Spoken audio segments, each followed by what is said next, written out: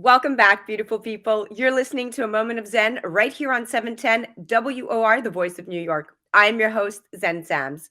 Welcome back to My Digital World, brought to you by Tempus, a Burkan World project.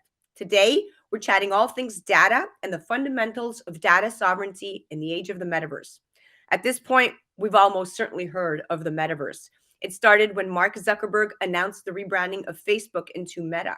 So, what is the metaverse? Well, it's not something invented by Facebook, Google, or any other company. Metaverse is a name coined by the sci fi author Neil Stephenson when he wrote his cyberpunk novel Snow Crash way back in 1992. At that time, he presented the world where people could interact through their avatars or interact with other intelligent beings. Conversations around the metaverse are gaining in popularity, likely because big tech, including companies like Microsoft and Facebook, are acting like it's time to go all in, signaling that the metaverse might be the next big thing after all. Definitions are still evolving as to what it really is, but mainly it refers to a convergence of physical, augmented, and virtual reality in a shared online space, or the universe of data.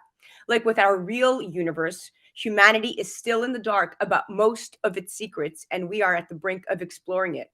Augmented reality or virtual reality are just the first glimpses we are seeing. Now, to effectively trade within the metaverse, digital currencies come into play, like Bitcoin or Ethereum. This is a fast evolving industry, and new currencies are always being introduced.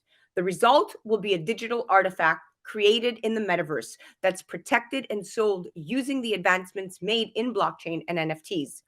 This means the metaverse will have the option to build an economy on par with the one in the physical world.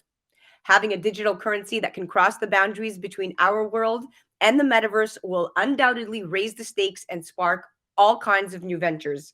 Here to break it all down is my returning contributor from My Digital World, CEO and founder of Tempus Network, Shahal Khan, joined by his good friend Robert Edward Grant. Robert is a successful entrepreneur, best-selling author of Philomath, a prolific inventor, and founder of several corporate enterprises. Most recently, during the past decade, Robert has turned his attention toward number theory, mathematical physics, geometry, cryptography, and even blockchain cryptocurrencies. He is a very strong advocate of data sovereignty for the original producers, meaning the individuals of digital assets. His book, Beautiful Minds Are Free from Fear, has been a source of inspiration to millions of people around the world. Welcome to the show, gentlemen. Hi, great to be Thank you, here. Zen. Robert, you absolutely, you are quite an impressive individual, Robert. I'm going to start with you. Now, what will make or break the metaverse will be its ability to capture data from its surroundings. And the only way to do that will be by mass ingestion of the incoming data. Only with this data will we be able to create a rich and meaningful environment. Now, the next need after seeing will be interacting, meaning that the data not only needs to be represented in a meaningful way, but also must be responsive.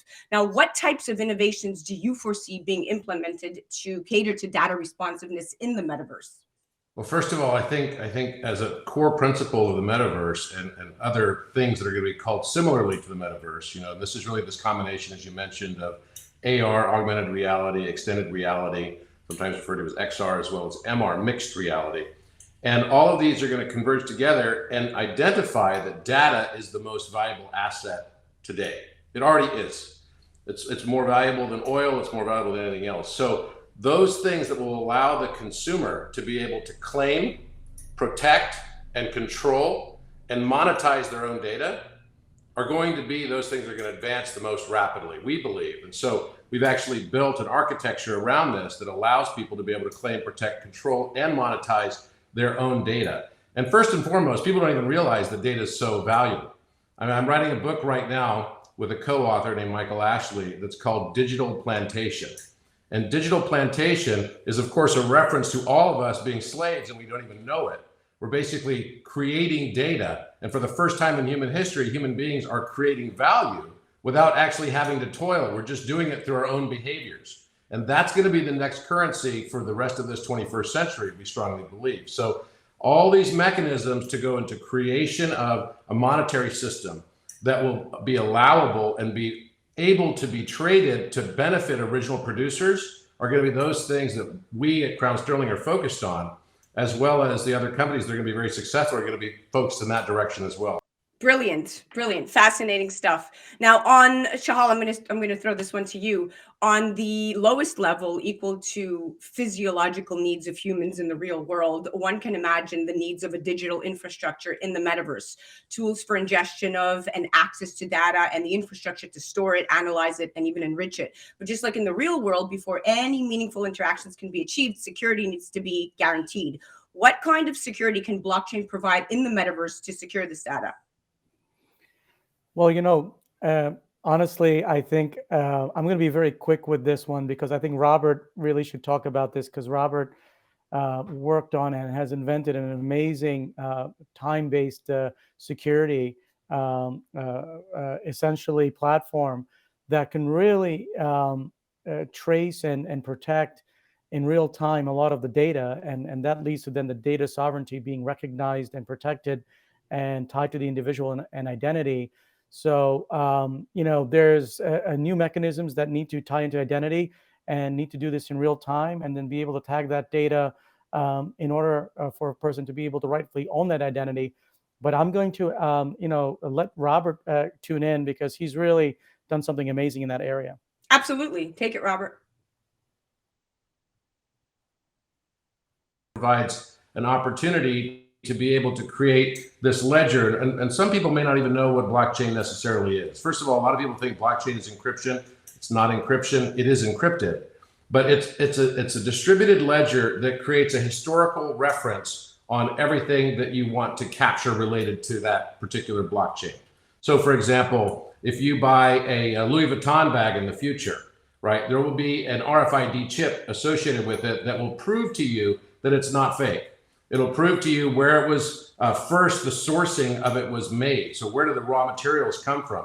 Who are the people that actually created it? Who are the people that inspected it? The quality control. All of that will be housed in a blockchain. It's like in the old days, knights used to go around on their horses carrying patents, right? These patents would tell what their lineage was and who are they coming from, who their father was, who their grandfather was, what are their titles, right? What are their lands associated with it? So this is going to be kind of the way that data is tracked because data is the most valuable. So making sure that integrity of data is there and ownership of that data is going to be critically important. So what we did and what Shahal was referring to was we created something that made the world's most perfect secret security, right? So the highest level of secrecy is found in an encryption called one-time pad encryption. It's been around for a long time. It's quantum resistant.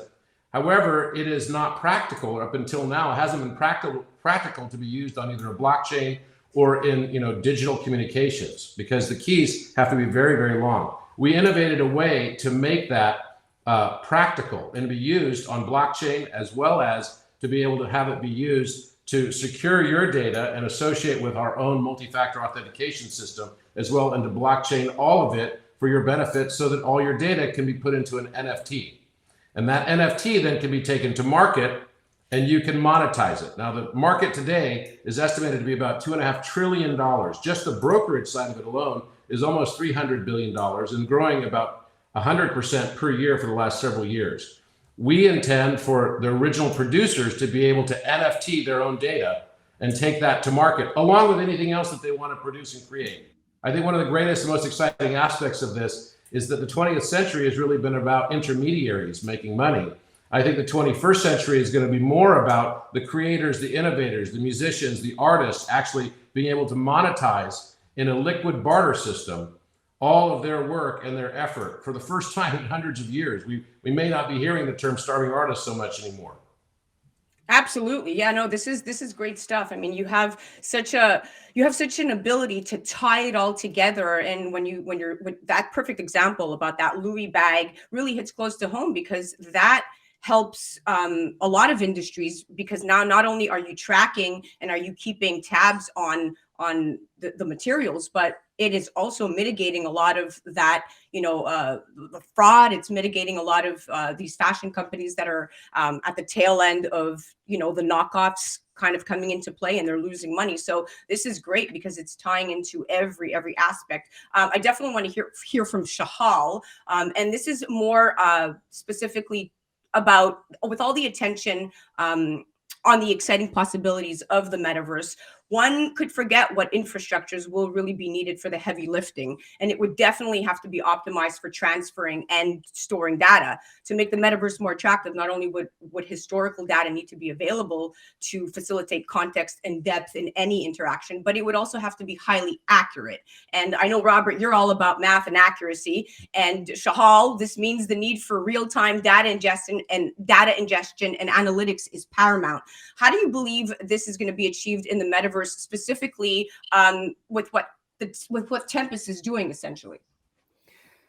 Well, Zen, at the end of the day, we have to have platforms that are above whatever platforms are absorbing the data today. So let's just say that, because I know we're a little short on time, and just to make it quick, platforms like, for example, the data sovereignty platform, the security platform that Robert's created, which reside on a massive cloud-based system now that scoops up that data, tags that data, identifies the user and identity, and is able to go backwards and create ledgers based on that identity.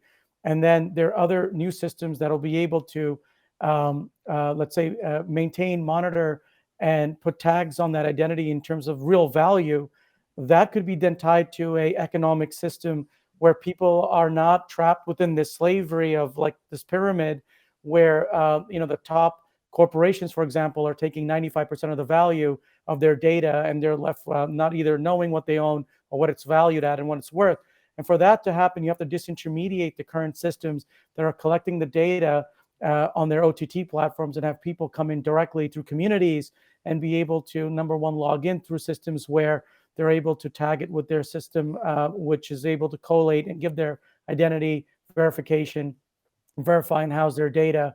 So there's going to be very, I think, decentralized systems, but they're going to have to kind of collate onto a system like Robert's invented, which can essentially give their identity tags and their data tags first and foremost.